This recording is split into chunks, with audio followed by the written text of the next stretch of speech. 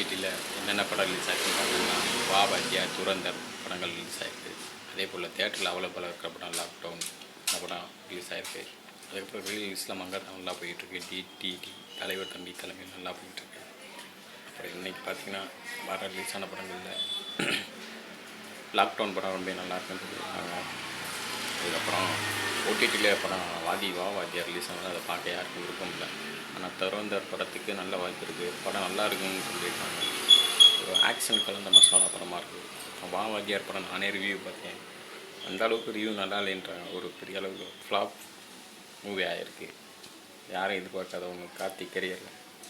இதுக்கு முன்னாடி மெய்யழகு நல்லா போச்சு. ஆனால் இந்த படம் சரியான ஃப்ளாப்.